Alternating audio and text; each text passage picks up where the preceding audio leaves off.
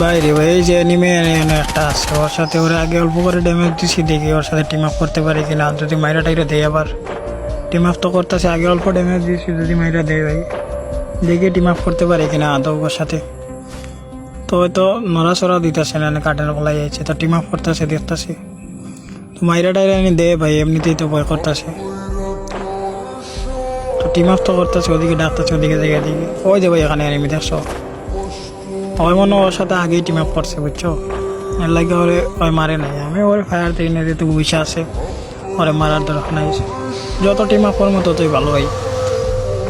তো ভাই ওই যে ডাইন সাইডের এনিমিটা ভাই, ওর শেষ পর্যন্ত আমার সাথে যেইটা করছে ভাই, ওইটার জন্য আমি মোটেও প্রস্তুত ছিলাম না।